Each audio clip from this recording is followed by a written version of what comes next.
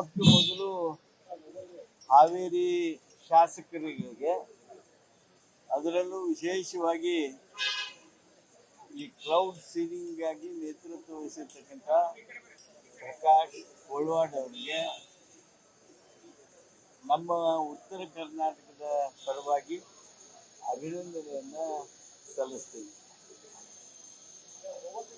ಪ್ರಕಾಶ್ ಅವರು, ರುದ್ರಪ್ಪ ಲಮಾಣಿ ಅವರು, ಮಾನ್ಯ UB ಬಣಕಾರ್ ಅವರು, ಮಾನ್ಯ ಶಿವಣ್ಣ ಅವರು, ಮಾನ್ಯ ಮಾನೆ ಅವರು, ಮಾನ್ಯ ಪಠಾಣ್ ಅವರು, ಇವರೆಲ್ಲರೂ ಸೇರಿ ಇವತ್ತು ಕ್ಲೌಡ್ ಸೀಡಿಂಗ್ ಮುಖಾಂತರ ರೈತರಿಗೆ ಬಂದಂಥ ಈ ಬರಗಾಲದಲ್ಲಿ ಮಳೆ ತರಿಸೋದಕ್ಕೆ ಏನೊಂದು ವೈಜ್ಞಾನಿಕವಾಗಿರ್ತಕ್ಕಂಥ ಸ್ಥಾಪಿತವಾಗಿರ್ತಕ್ಕಂಥ ಒಂದು ಎಕ್ಸ್ಪಿರಿಮೆಂಟ್ ಇದೆ, ಸೈನ್ಸ್ ಇದೆ, ಅದನ್ನು ಬಳಕೆ ಮಾಡಿ ಇವತ್ತು ಕ್ಲೌಡ್ ಸೀಡಿಂಗನ್ನು ಮೋಡ ಬಿತ್ತನೆ ಕಾರ್ಯಕ್ರಮವನ್ನು ಪ್ರಾರಂಭಿಸಿದ್ದಾರೆ.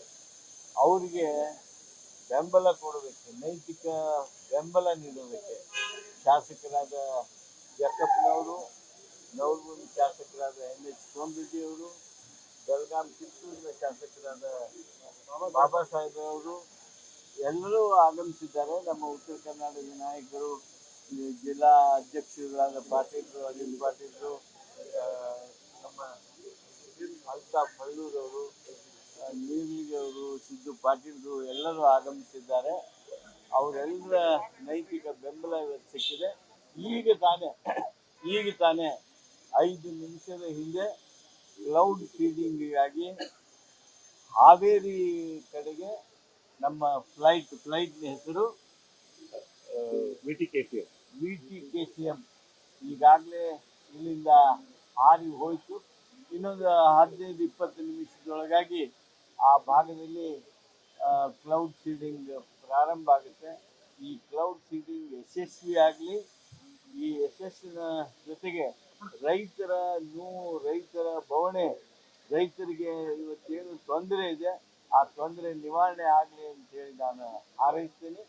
ಈ ಕಾರ್ಯಕ್ರಮದಲ್ಲಿ ಮಾನ್ಯ ಜಾರಕಿಹೊಳಿ ಅವರು ಬಂದು ದೊಡ್ಡ ನೈತಿಕ ಬಲವನ್ನು ತುಂಬಿದ್ದಾರೆ.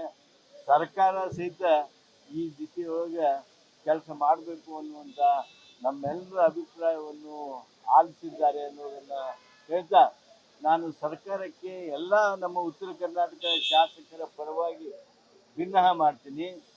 ತಕ್ಷಣ ಕ್ಲೌಡ್ ಸೀಡಿಂಗನ್ನು ಪ್ರಾರಂಭ ಮಾಡಿರಿ. ಯಾವ ಕಾರಣಕ್ಕೆ ವಿಳಂಬ ಮಾಡ್ತಾ ಇದ್ದೀರಿ? ಏನು ಕಾರಣ?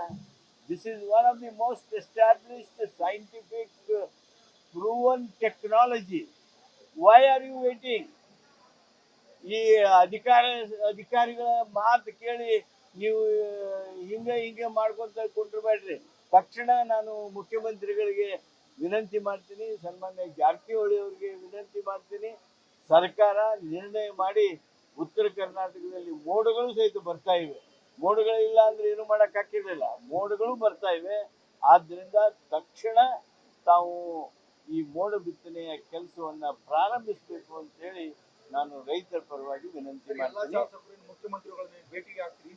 ಭೇಟಿ ಆಗೋದಾದ್ರೆ ಭೇಟಿ ಆಗ್ತೀವಿ. ಈಗ ನಿಮ್ಮ ಮೂಲಕ ಅವ್ರಿಗೂ ಒತ್ತಾಯ ಮಾಡ್ತೀವಿ, ಸರ್ಕಾರಕ್ಕೆ ಒತ್ತಾಯ ಮಾಡ್ತೀವಿ. ಅದಕ್ಕೆ ಒತ್ತಾಯ ಮಾಡ್ತೀವಿ. ನಮ್ಮ ಸರ್ಕಾರ ಅಂತಲೇ ಒತ್ತಾಯ ಮಾಡ್ತೀವಿ. ಕೇಂದ್ರ ಸರ್ಕಾರಕ್ಕೆ ದೊಡ್ಡ ಜವಾಬ್ದಾರಿ ಇದೆ. ಸಾವಿರ ಗಟ್ಟಲೆ ಫ್ಲೈಟ್ಗಳನ್ನು ಹಂಗೆ ಖಾಲಿ ನಿಲ್ಲಿಸ್ಕೊಂಡು ಡಿಫೆನ್ಸ್ ಒಳಗೆ ನಿಂತಿರ್ತಾರೆ. ಅದನ್ನು ರೈತರಿಗೂ ಉಪಯೋಗ ಮಾಡಬೇಕು ಅನ್ನೋದು ಗೊತ್ತಾಗೋದಿಲ್ಲ. ಟೆಕ್ನಾಲಜಿ ಅಂದರೆ ಏನು? ಬರೀ AI ಒಂದೇ ಟೆಕ್ನಾಲಜಿ ಏನು? ರೈತರ ಬದುಕನ್ನು ಹಸನು ಮಾಡೋದಕ್ಕೆ ಟೆಕ್ನಾಲಜಿ ಅಲ್ವಾ? ಇದನ್ನು ನಾವು ಯಾವ ಕಾಲದಿಂದ ಹೇಳ್ತಾ ಇದ್ದೀವಿ, ಒತ್ತಾಯ ಮಾಡ್ತಾ ಇದ್ದೀವಿ. 2001ರಲ್ಲಿ ನಾವು ಈ ಎಕ್ಸ್ಪೆರಿಮೆಂಟ್ ಮಾಡಿದ್ವಿ, 2017ರಲ್ಲಿ ಎಕ್ಸ್ಪೆರಿಮೆಂಟ್ ಮಾಡಿದ್ವಿ. ಈ ಎರಡೂ ಪ್ರಸಂಗಗಳಲ್ಲಿಯೂ ನಾವು ಒಂದು ಪ್ರಸಂಗದಲ್ಲಂತೂ 85 ದಿವಸ SM ಕೃಷ್ಣ ಅವರು ಮುಖ್ಯಮಂತ್ರಿ ಆಗಿದ್ದಂಥ ಸಂದರ್ಭದೊಳಗೆ, ನಂತರ ಸನ್ಮಾನ್ಯ ಸಿದ್ದರಾಮಯ್ಯ ಅವರು ಮುಖ್ಯಮಂತ್ರಿ ಇದ್ದಂಥ ಸಂದರ್ಭ, ಬರ ಬಂದಂಥ ಸಂದರ್ಭದೊಳಗೆ ಸುಮಾರು 53 ದಿವಸಗಳನ್ನು RDPR ಇಲಾಖೆಯಿಂದ ಮಾಡಿದ್ವಿ. ಎಲ್ಲವೂ ಯಶಸ್ವಿಯಾಗಿವೆ.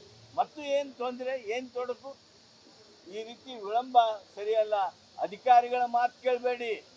ವಿಜ್ಞಾನಿಗಳ ಮಾತು ಕೇಳ್ರಿ, ರೈತರ ಸಹಾಯಕ್ಕೆ ಬನ್ನಿ. ನಮಸ್ಕಾರ. ಕೋಳಿವಾಡ ಅವರಿಗೆ ಹಾಗೂ ಹಾವೇರಿ ಶಾಸಕರಿಗೆ, MP ಕ್ಯಾಂಡಿಡೇಟ್ ಸನ್ಮಾನ್ಯ ಆನಂದ್ ಗರ್ಜಿದೇವರು ಭಟ್ರು ಅವರಿಗೆ ನಾನು ವಿಶೇಷವಾಗಿ ಅಭಿನಂದನೆಯನ್ನು ಹಾಗೂ ಅವರ ಜಿಲ್ಲೆಯ ಕಾಂಗ್ರೆಸ್ ಅಧ್ಯಕ್ಷರು ಆಸಕ್ತಿ ವಹಿಸಿರ್ತಕ್ಕಂಥ ಮಾನ್ಯ ನೀರ್ಲಿಗೆ ಅವ್ರಿಗೆ, ಸಂಜೀವ್ ನೀರ್ಲಿಗೆ ಅವ್ರಿಗೆ ಸಹಿತ ಅಭಿನಂದನೆಯನ್ನು ಸಲ್ಲಿಸ್ತೇನೆ.